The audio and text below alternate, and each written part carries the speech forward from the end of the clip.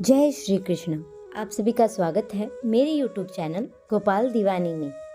आज हम आपको सत्यनारायण की कथा का रसपान करवाने जा रहे हैं। अगर इससे पहले आप मेरे चैनल पर नए हैं तो मेरे चैनल को सब्सक्राइब कर दीजिए ताकि अच्छी अच्छी कथाएं आपको समय समय पर सुनने के लिए मिलती रहें। आइए कथा आरंभ करते हैं। एक समय की बात है, नैशिरण्य तीर्थ में सोनकादि 88,000 ऋषियों ने श्री सूत जी से पूछा, हे प्रभु, इस कलयुग में वेद विद्या रहित मनुष्य को प्रभु भक्ति किस प्रकार मिल सकती है तथा उनका उद्धार कैसे हो सकता है। हे मुनि श्रेष्ठ, कोई ऐसा तप बताइए जिससे थोड़े समय में हमें पुण्य मिले और मनवांछित फल भी मिले। इस प्रकार की कथा सुनने से हम लोग इच्छा रखते हैं। सभी शास्त्रों के गाता सूत जी बोले, हे वैष्णवों में पूज्य, आप सभी ने प्राणियों के हित की बात पूछी, इसलिए मैं एक ऐसे श्रेष्ठ और व्रत के बारे में आपको जरूर बताऊंगा जिसके बारे में नारद जी ने लक्ष्मी नारायण से पूछा। लक्ष्मीपति श्री हरि ने नारद जी से कहा, अब आप इसे भी सुनिए। एक समय की बात है, नारद जी ने दूसरों के हित की इच्छा के लिए अनेक लोकों में घूमते हुए मृत्यु लोक में आ पहुँचे। यहाँ उन्होंने अनेक योनियों में जन्मे सभी मनुष्य को अपने कर्मों की पीड़ा के अनुसार जलते हुए देखा। उनका दुख देख नारद जी सोचने लगे, ऐसा क्या किया जाए जिसके निश्चित रूप से मानव के दुखों का अंत हो जाए। इसी विचार का मनन करते हुए वह विष्णु लोक में गए। वहां पर नारायण की स्तुति करने लगे और बोले, हे भगवान, आप अत्यंत शक्ति में संपन्न हैं, निर्गुण सर्वस्वरूप, सृष्टि के कारण भक्तों के दुख को दूर करने वाले हैं और आपको मेरा प्रणाम है। नारद जी की स्तुति सुन भगवान विष्णु बोलते हैं, मुनि श्रेष्ठ, आपके मन में क्या बात है, उसे निसंकोच कहो। इस बात पर नारद ऋषि बोलते हैं, मृत्यु लोक में अनेक योनियों में जन्मे मनुष्य अपने कर्मों के द्वारा अनेक दुखों में दुखी हो रहे हैं।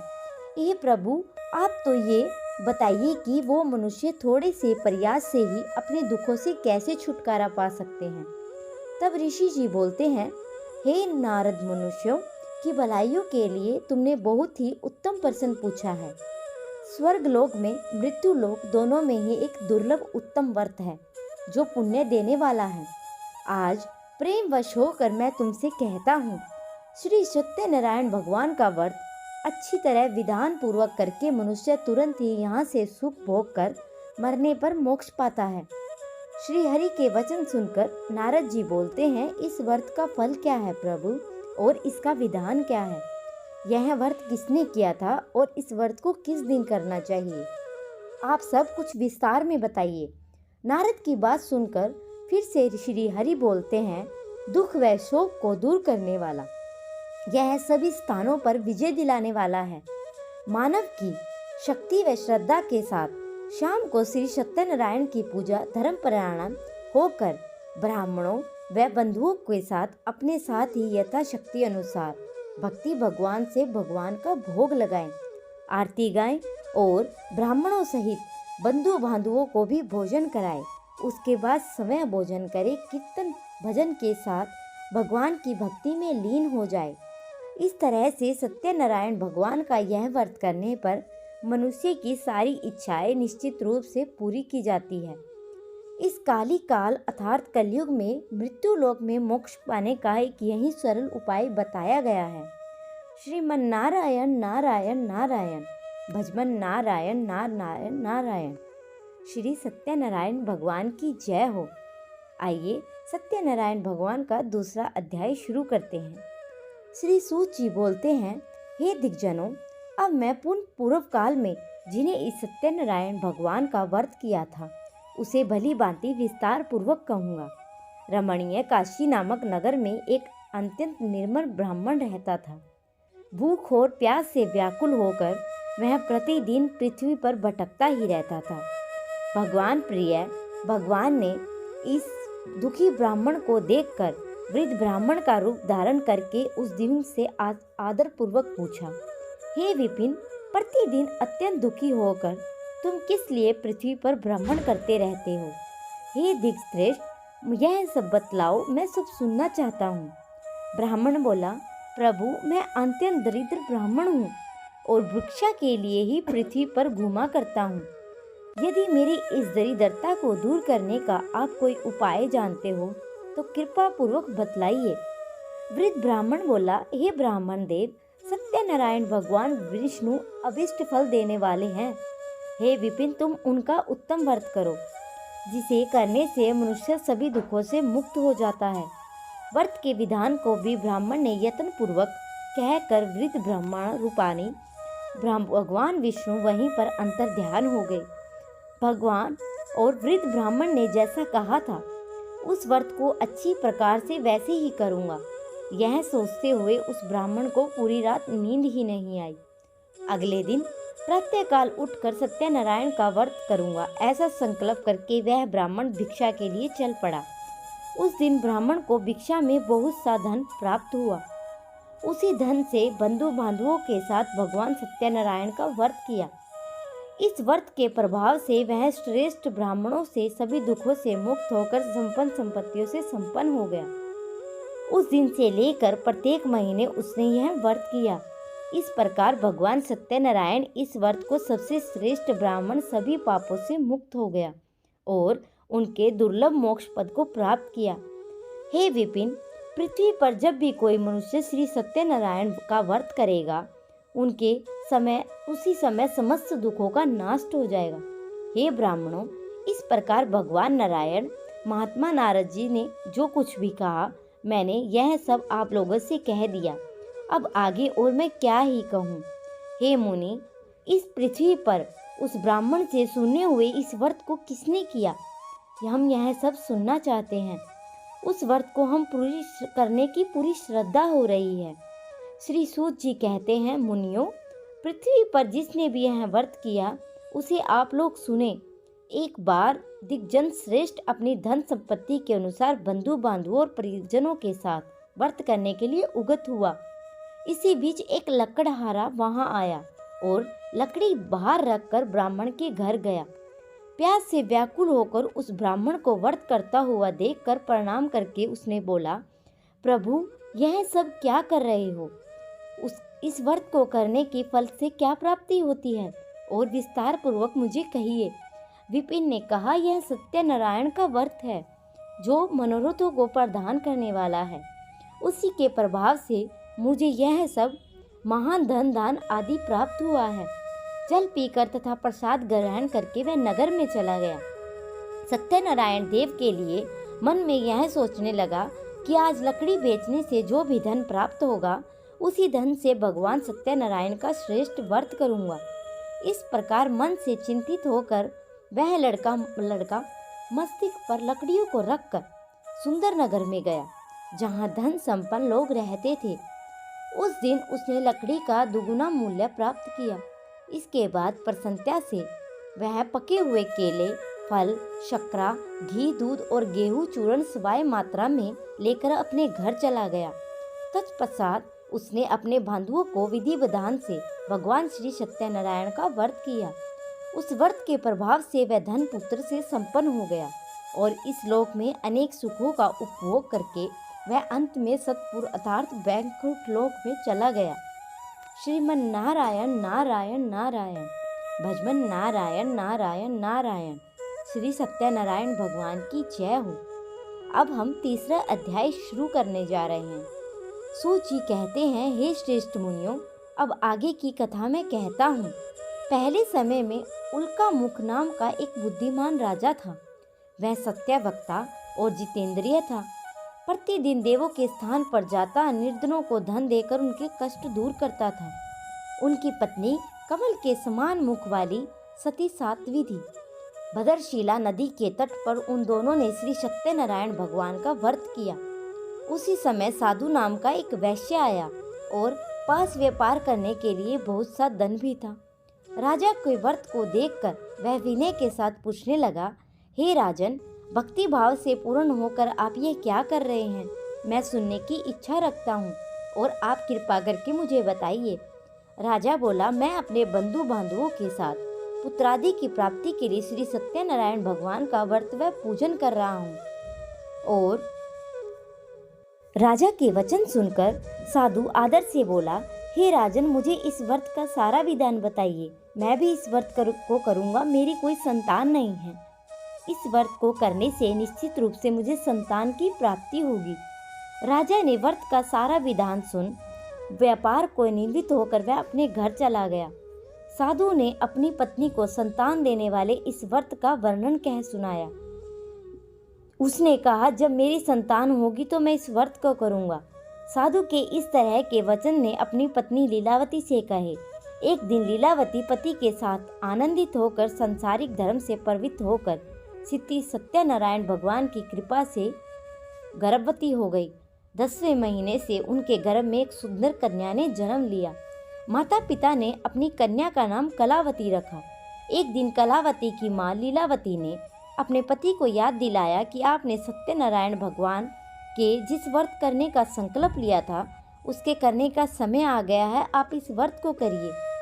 साधु बोला, हे प्रिय, इस व्रत को मैं उसके विवाह पर करूँगा। इस प्रकार अपनी पत्नी को आश्वासन देकर वह नगर में चला गया। साधु ने एक बार एक नगर में अपनी कन्या को सखियों के साथ जाते देखा तो उसे लगा कि कन्या अब विवाह योग्य हो गई है और उस कन्या के योग्य वर ढूंढना शुरू कर दिया। एक दिन साधु की बात को ध्यान रखते हुए एक नगर में पहुंचा और वहां देखभाल कर लड़की के सुयोग्य वाणिक पुत्र को ले आया। सुयोग लड़के को देखकर साधु ने बंधु बांधुओं को बुलाकर अपनी पुत्री का विवाह उसके साथ कर दिया। लेकिन दुर्भाग्य की बात तो यह है कि साधु ने अभी भी श्री सत्यनारायण भगवान का व्रत नहीं किया। इस पर श्री भगवान क्रोधित हो गए और श्राप दिया। अपने कार्यों में कुशल साधु बनिया जमाई को लेकर समुद्र के स्थित होकर रत्नासारपुर नगर में गया। वहां जाकर दामाद सुत दोनों ने मिलकर चंद्रगुप्त राजा से नगर में व्यापार करने लगे। एक दिन भगवान सत्यनारायण की माया से एक चोर राजा का धन चुराकर भाग रहा था। उसने राजा के सिपाहियों को अपना पीछा करते देख चुराया हुआ धन वहां रख दिया जहां साधु अपने जमाई के साथ ठहरा हुआ था। राजा के सिपाहियों ने साधु से वैश्य के पास राजा का धन पड़ा हुआ देखा और वह ससुर और जमाई दोनों को बांधकर प्रसन्नता से राजा के पास ले गए और कहा, हमने दोनों चोर हम पकड़ लाए हैं, आप आगे की कार्रवाई की आज्ञा दे। राजा की आज्ञा से उन दोनों का कठिन कारावास में डाल दिया गया और उनका सारा धन भी छीन लिया। श्री सत्यनारायण भगवान के श्राप से साधु की पत्नी भी बहुत दुखी हुई और घर में जो भी धन रखा था वह चुराकर चोर ले गए।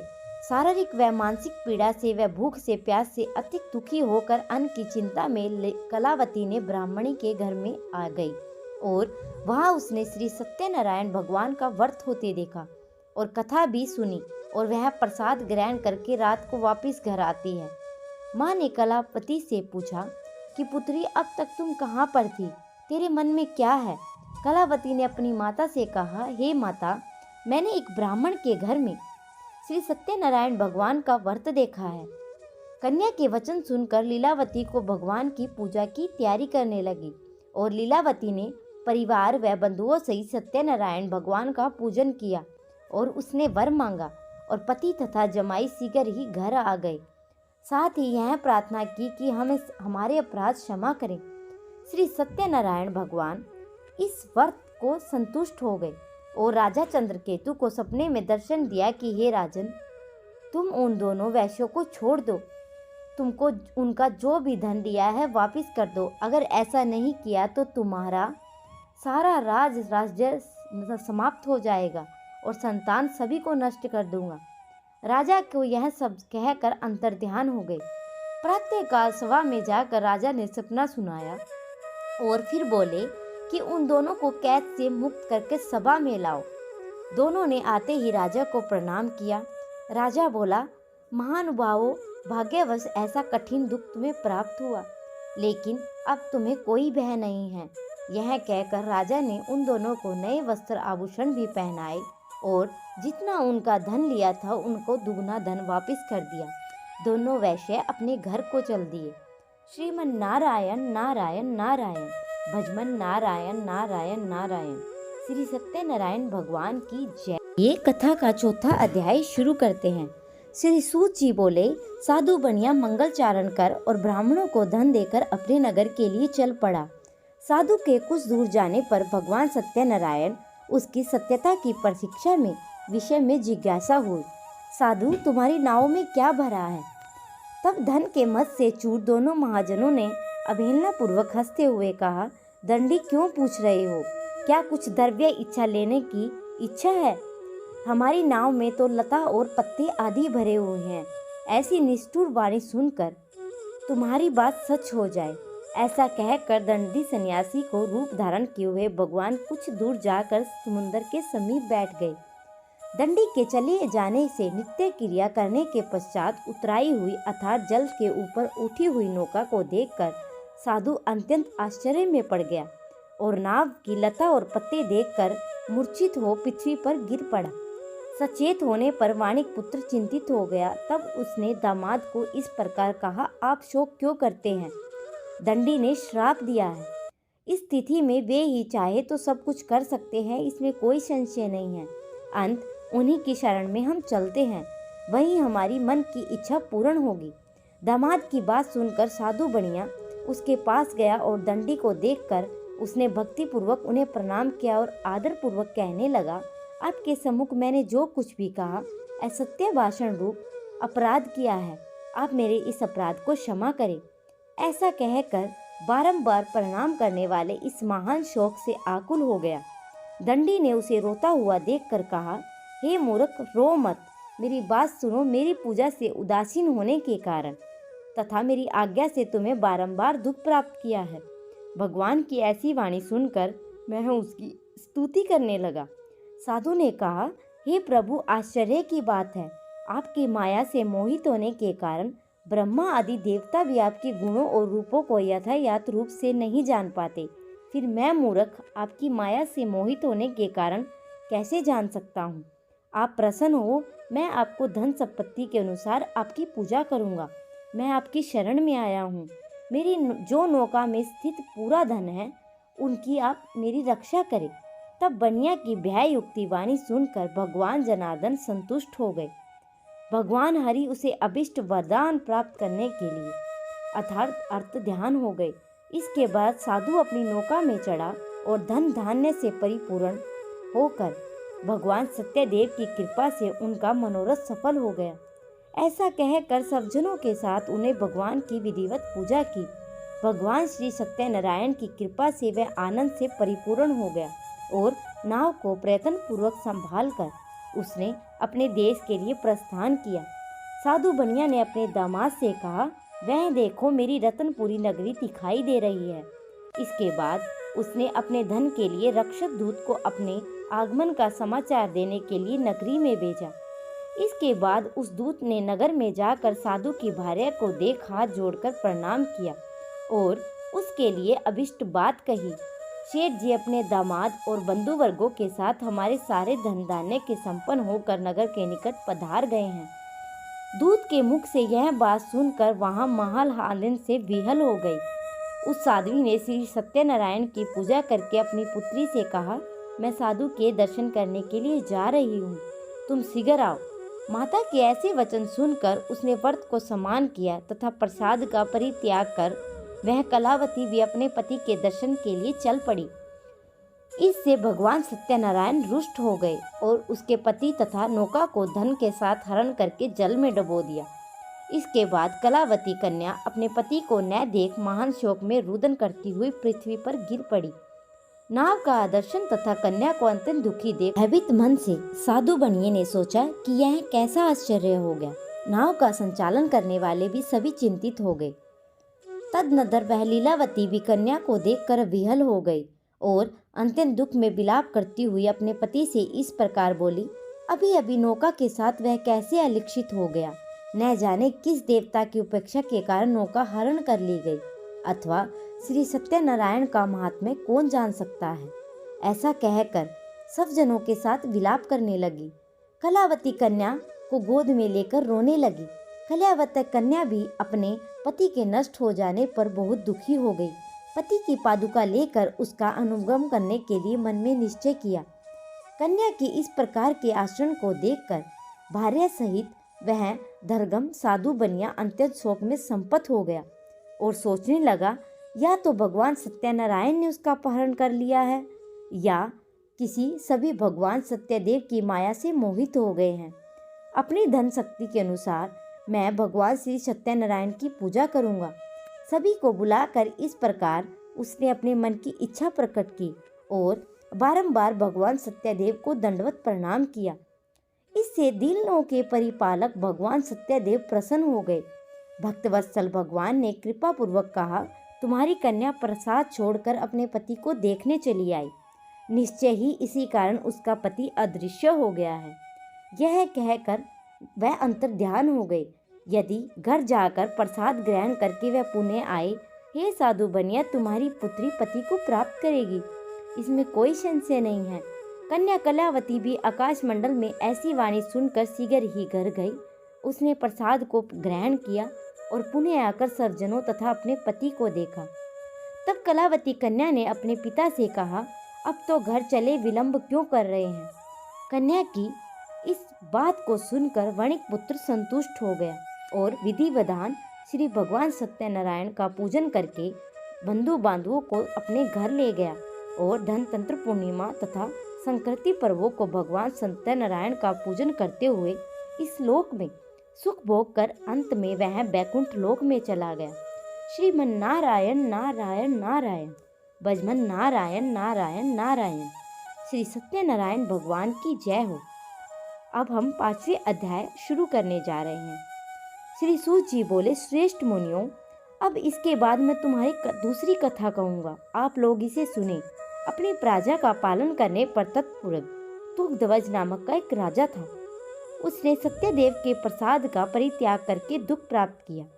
एक बाद वह वन में जाकर बहुत से पशुओं को मारकर वट वृक्ष के नीचे आया और वहां उसने देखा कि गोपगण बंधु बांधवों के साथ संतुष्ट होकर भक्ति पूर्वक भगवान सत्यदेव की पूजा कर रहे हैं। राजा यह देखकर अहंकारवश न तो वहां गया और न ही उसे पूजा भगवान के सत्यनारायण को प्रणाम किया।